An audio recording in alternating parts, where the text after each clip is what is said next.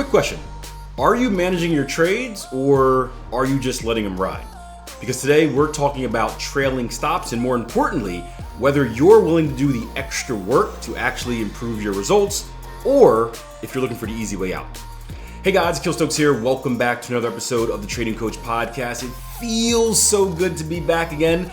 Not only am I back after taking a little bit of time off for a vacation, but we came back and we rolled right into our income trader workshop for 3 days. But now I am finally back in the flesh, or at least video flesh. So if you're interested in seeing the video version of this episode, which I think you will be because we're going to take a look at some charts, make sure you head over to Spotify or make sure you're watching on YouTube. Also, quick shout out to all the new listeners and followers. I know a lot of you guys have just discovered me from our workshop, and welcome to the podcast. Welcome to the YouTube channel. I apologize in advance because as you can see, there is a lot of content on both YouTube and the podcast, and it will probably consume your life for the foreseeable future. So yeah, sorry, but I hope you enjoy the rabbit hole.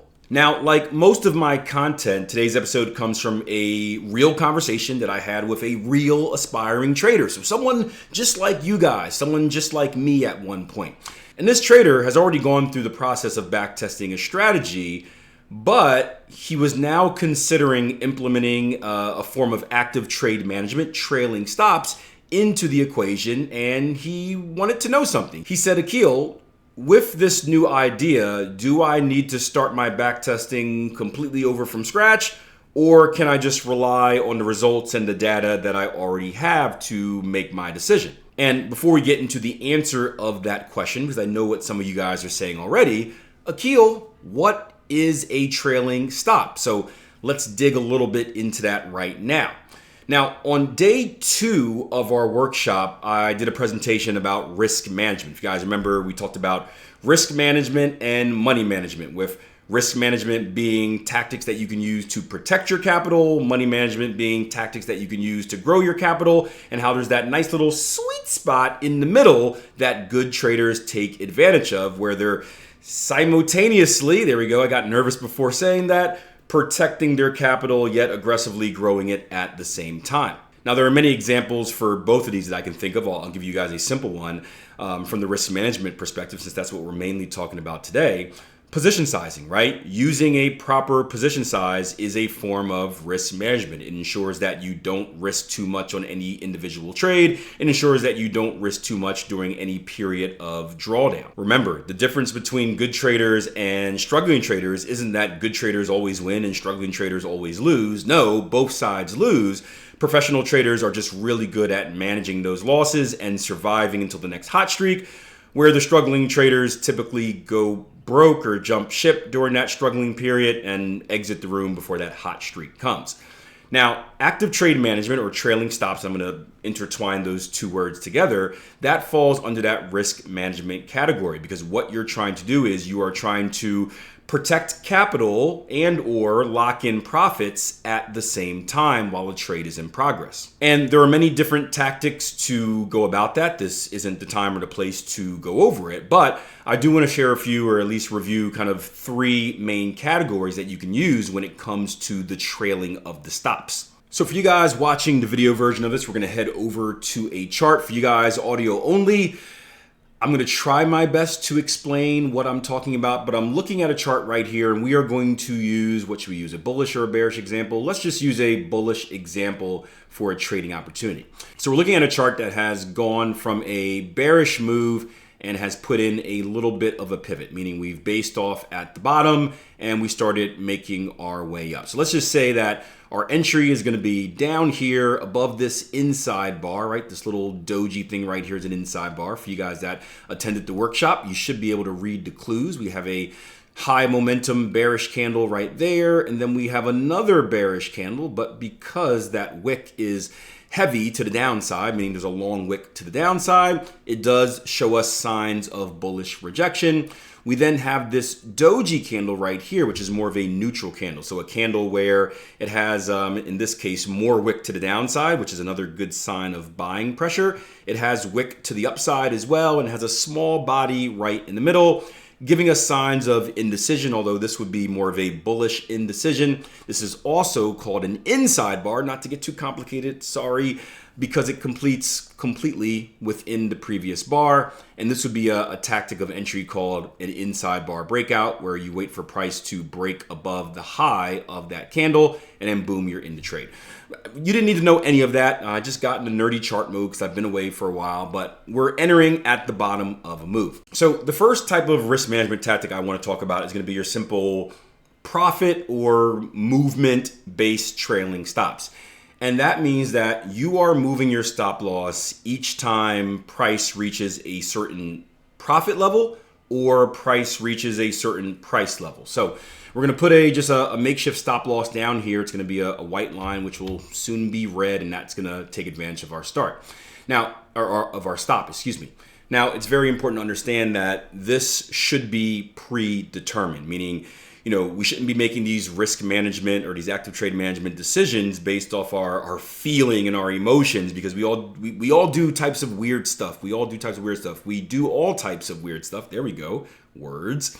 When trades are in progress, right? Process. See, now I'm brain farting all over this. You get what I'm saying? While the trade is in motion.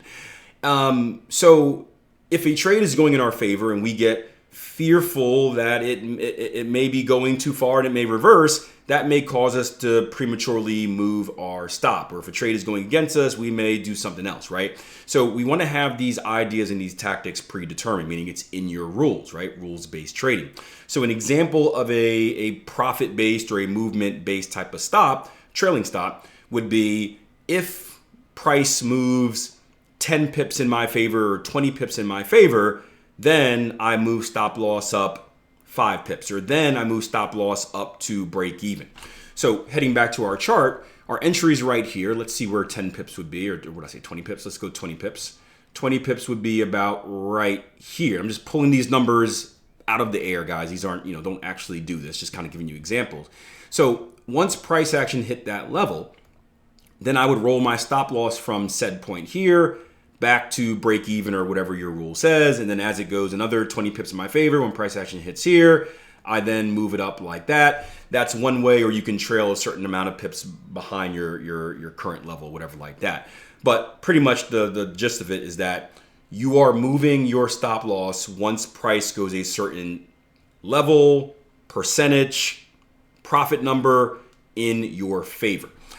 The second type, and this is my preferred type, is going to be price action based trailing. Now, again, there are many different ways we can do this. You can be super aggressive, you can be super conservative. My personal way of doing this is waiting for the ebbs and the flows. So if you've ever attended a workshop or you've seen one of the many videos I've done here on YouTube about reading a trend, you know that I have a 3-point rule for identifying a trend. We need an initial extension, we need an initial retracement, and then we need another extension that violates the high in a bullish scenario of the previous extension. So it looks something like this for you guys watching.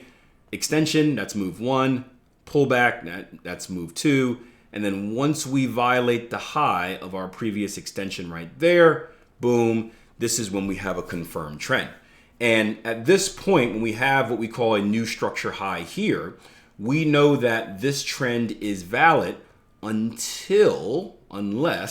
whichever word you want to use for it, this level, this outside return is violated. So what that does is that outside return, that retracement, that gives me a nice little level to hide my stops above, because if I'm buying this opportunity because I think we're going to be in a bullish trend, once the bullish trend is violated, do I still want to be in the bullish trend?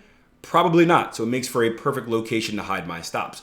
So in a scenario like this, going back to the chart, we entered at the bottom. We would have our initial move up right here, right? That's going to be our initial structure high. We have our retracement right here. That's going to be my outside return, retracement, pullback, whatever you want to call it. And then as soon as I violate, right, and create a new structure high, which would be this green candle right here that breaks and closes above this level, that's when I have my confirmed trend. And that's when I would move my stops, right? So I'd move my stops from down here, wherever they started at, to a certain amount, level, percentage, pip number, again, whatever you want to put in your rules, below this outside return. So I'm locking in profit. And then each time price action puts in that new, new structure high. So as we go on, you can see price action extends up. It creates another retracement, trying my best for the audio only audience. And then we violate that new high right here, right? Boom, higher high, higher close above that level. My stop loss would then trail behind that new outside return, that most recent outside return. You keep doing that. So that is an example of a price action based trailing stop. The first trailing stop is just saying, hey, not random number maybe, but price moves this much, I trail. Price moves this much, I trail. This is actually looking for technical signals on your price chart that tell you when to trail. The last one is going to be an indicator-based trailing stop. And again, so many indicators, many ways to do it. I'll give you a nice simple one, but instead of using a random number, instead of using the ebbs and flows of price action, you're using an indicator. So an easy one that I always recommend to beginners to play around with is going to be called the parabolic SAR. Every trading platform should have that. I'm going to go ahead and change the settings a little bit because I have a blue background on my chart and I have a blue parabolic SAR, and that doesn't really work out great. But you can see that these little white crosses, this is going to be my parabolic SAR indicator, right? So you can imagine for you guys audio only, we have the price chart moving in a bullish trend, and there's this little like dash that follows price on the way up. So as price works its way up, the dashes get higher and higher and higher until they're eventually violated. So a trailing stop based on this method would be simple. Follow the dots, right?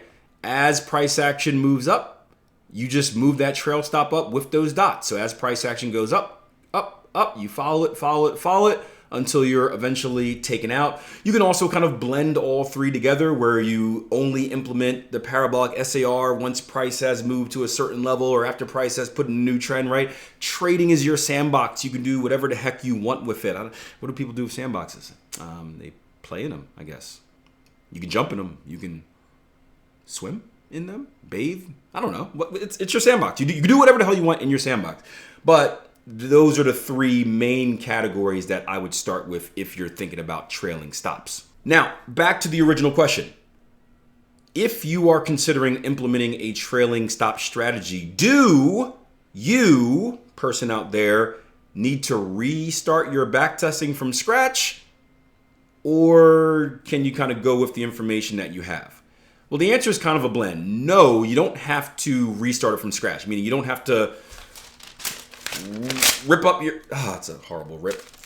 Rip up your back testing. There you go. That's more manly. You don't have to rip up your back testing, even though it's probably digital, and start over. If you did your back testing correctly, you should have the dates and the times of all your executed trades, right? So instead of ripping it and starting over, all you need to do is create a new sheet or create a new tab within that sheet and just go back to the previous trading ideas that you tested. Think about it like having a book with lots of bookmarks of important parts, or you dog ear it a little bit, whatever it's called, and you just go back to those sections and you find what you need.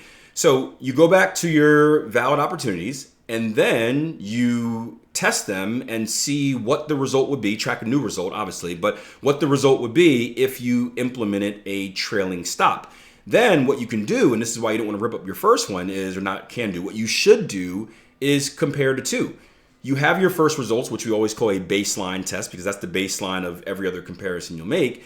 And then you add your new trailing stops results to that and you compare and you contrast, right? Was it helpful? Was it not helpful? And that's going to give you the answer that you need. So does it require time and effort to go back and look at all the previous trades and try out these different methods? Yeah, it does. But it's not nearly as much effort as it took the first time through, where you're actually scrolling through bar by bar and trying to find the opportunity and making sure it meets all the rules. And that's the cool thing about backtesting. If you do it right the first time, whenever you add something or want to tweak something, it's a lot easier in the future. So I sent this to our trader, and honestly, I felt pretty good. I'm like, yeah, man, Akil, I did something helpful. It's gonna be a big relief for this guy. Man, I don't gotta go back and do all the backtesting again. I can just kind of flip the page and go through. But the response that I got kind of shocked me. He was like, okay, but that sounds like more stress, since trailing stops has its advantages and disadvantages. Isn't it better just to not use them? And I was like, no, that's not the response I hope to get. And the point of this podcast, or this video podcast, right, isn't just about trailing stops. It was a really easy opportunity to kind of walk you through some technical things, and I love me some charts, which was cool. But the bigger picture is about the effort. Now, I get to work with a lot of traders from around the world, so I'm not sure if English is this trader's first language. And, sometimes things come across differently when you're writing in a different language. But the way that I interpreted that response of, isn't that more stress? Do I really need to? Maybe I just shouldn't, is the trader basically saying, Akil, that sounds like more work, and I don't want to do more work. And that is a problem. You see, on day 3 of the workshop, I spoke about the journey of a successful trader and what it looks like, the ebbs and flows. I even referenced this book called Grit, which basically says success is less about talent, but it's more about consistent, deliberate effort. So your willingness to consistently do the hard, boring, repetitive work over and over again, right? That is what makes most people successful. And then after that, Jason followed up with a really cool story as well. He was talking about a trader on the platform. So we have these things on our tier 1 trading platform called accountability sessions, where each and every Friday, 8:30 in the morning, New York time, we come in and we interview traders. The first interview is kind of a, hey, welcome to the platform. Let's get to know you. What's your journey? What are your goals? Kind of just so we can understand you as a person so that we can better help you out. And then we encourage you to come back on a consistent basis, whether it's monthly, whether it's quarterly, so that we can track your progress and kind of make sure you're doing the things that you're supposed to do, hold you accountable.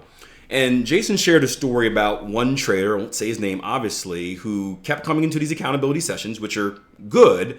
And every time he would come in, we'd give him kind of action items. It would be like, hey, but the next time you come on, right, you need to do X, Y, and Z. Or he would be like, hey, I'm going to start doing this. Then he would come on the next accountability session. We'd be like, hey, did you do the things that you said you're going to do? And he'd be like, no. And then we'd be like, oh, hey, you got to do them. Then he would come in next time and we'd be like, hey, did you do the things you're supposed to do? He'd be like, no. And this was a repetitive pattern. And it got to the point where he had scheduled another accountability session.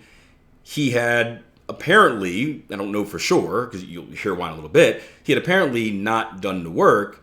And what he did was he ended up quitting the platform before that accountability session happened.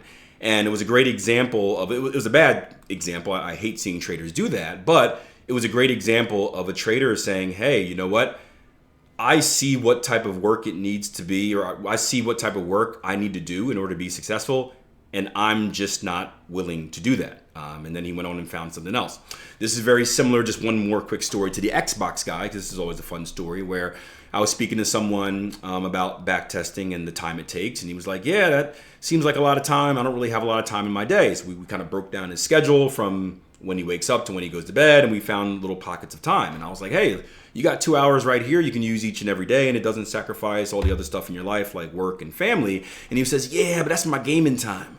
That's my Xbox time. And I'm like, okay, so, what do you value more? Playing the Xbox or putting yourself in a position to be consistently profitable for the rest of your life where you can earn time freedom and play Xbox as long as you want?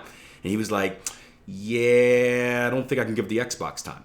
And that's a funny story. We laugh, and some of you guys are appalled and you're throwing and breaking stuff. But I actually appreciate the honesty of the trader saying, hey, I understand that I'm not willing to do the work necessary to be successful. Therefore, I'm not even going to waste time doing it. We do this with track and field all the time, where I coach athletics, and we get tryout people that come in, and we give them like a 2-week period to see what it takes to be a successful athlete. And they're like, man, I got to do this. I got to do that. I'm like, yeah, if you want to be good. And they're like, I don't think I'm willing to do that. And instead of torturing themselves, they just quit, which is fine. But if you are serious about becoming a consistently profitable trader, it's going to take work, and it's sometimes going to be inconvenient. But that's also what separates the people that win from the people that lose, right? It's not necessarily the strategy. It's not necessarily the indicator. It's not some type of secret edge that no one is teaching you.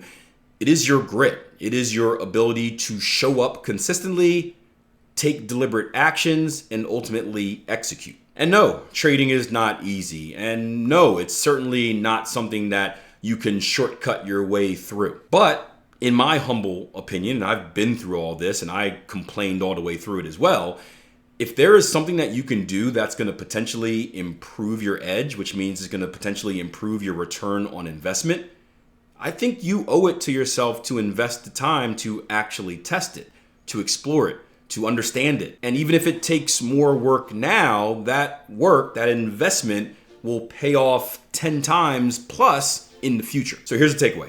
Put into work now, that way you can reap the benefits later. Do the testing, gather the data, make informed decisions, because the traders who succeed aren't the ones who are looking for shortcuts. They are the ones willing to do the stuff that other traders won't. So that's all I got for you guys. No, I got one more thing. I got a free trading computer buyers and builders guide for you, right? I used this twice in my career for both of my machines, and I'm very happy because I know nothing about computers, but it's a free guide. Click the link in the description box below, scan the QR code on your screen. It tells you everything you need to know about trading computers, what you need, what you don't need. That way you can make the most informed decision when you're either making a purchase or looking to build your own device. Aside from that, like, subscribe, follow, rate, review, all the stuff that you're supposed to do. And until next time, plan your trade, trade your plan. Take care.